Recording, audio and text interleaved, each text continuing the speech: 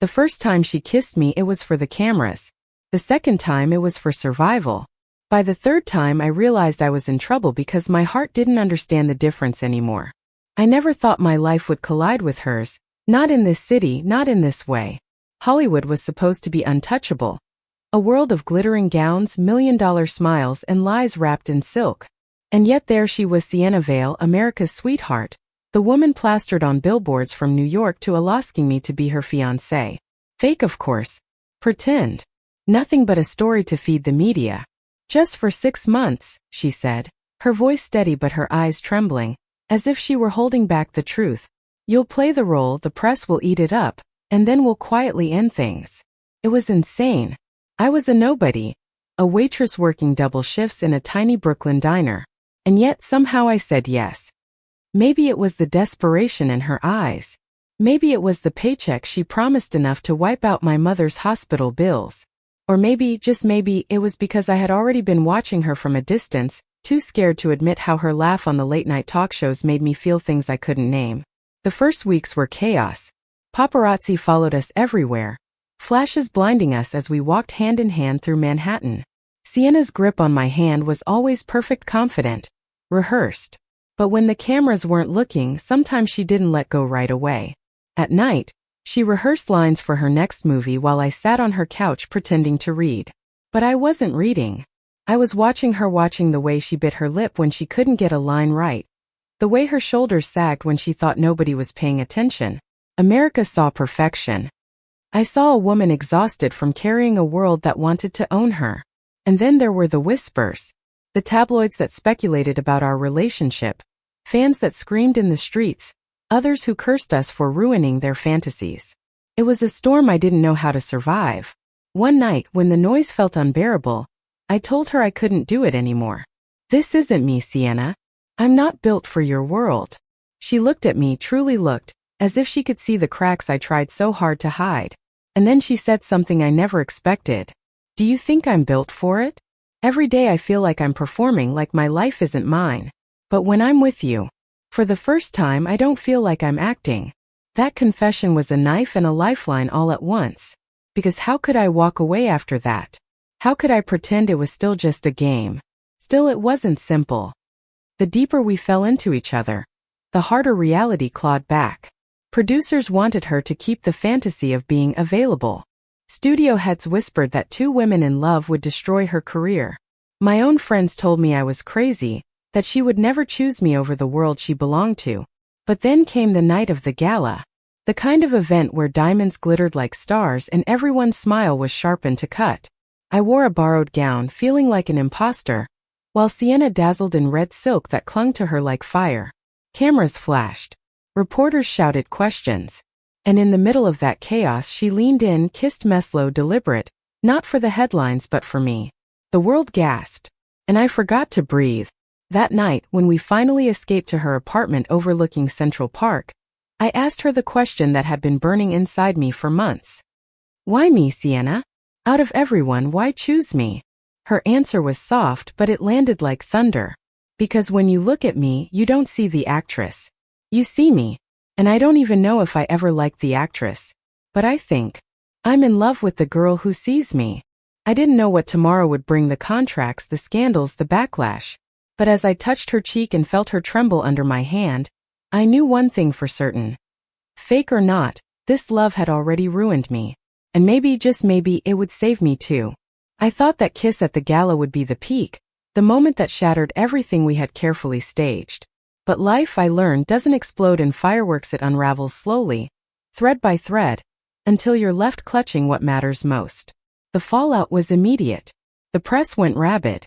America's sweetheart secretly gay? Screamed one headline. Studio executives called her a liability. Overnight, scripts she had lined up disappeared. Brands backed out of contracts. And me? I was painted as the villain. A gold digger. A schemer. A nobody who trapped their darling Sienna Vale.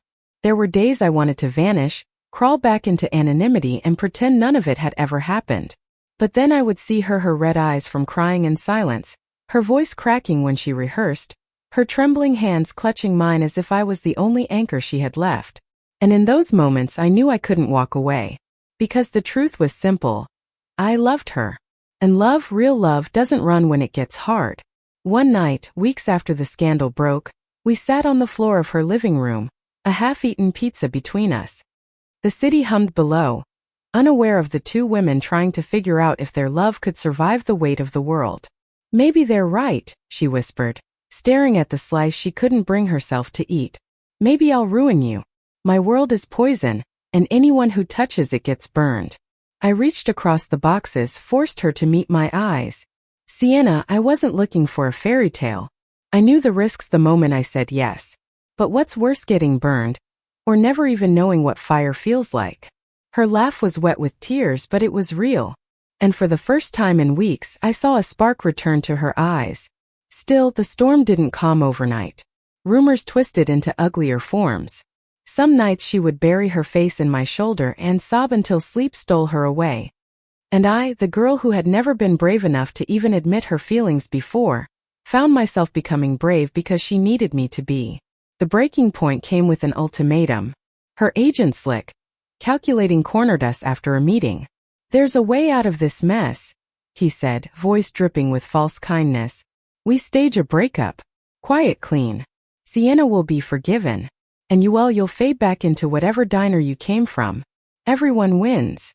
I expected her to say yes. To choose her career, her legacy, her empire. And a part of me was already rehearsing how to let her go gracefully. But she surprised me.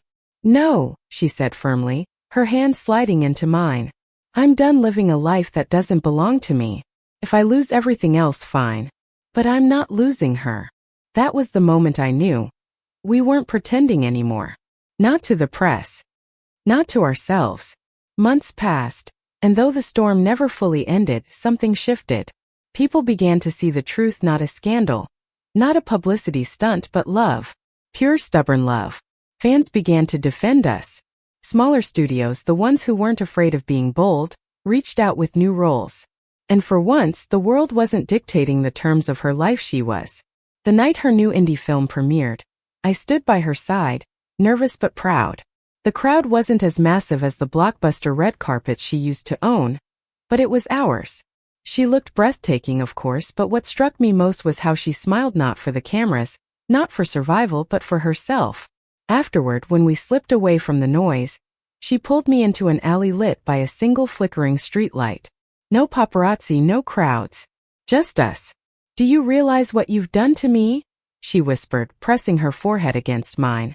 "You walked into my life as a lie, a contract, a mask, and somehow you gave me the one thing I didn't think I'd ever have: freedom." I kissed her then, not caring that my hands trembled, not caring that tomorrow would bring more headlines. Because for once, tomorrow didn't scare me. Not when I had her. Love stories aren't neat. They're not clean or easy. They're messy, terrifying, and often painful. But they're also worth it. And as I held her under that dim streetlight, I realized something. She had wanted a fake fiancé to protect her image. Instead, she had found a woman willing to fight through the fire with her. She had wanted a shield. She found a partner. She had wanted a story to tell the world. But we, against every odd, had found the truth. And that truth was simple, undeniable, unshakable. I was hers, and she was mine. Forever. Thank you for listening. Like and subscribe to get notifications about next videos.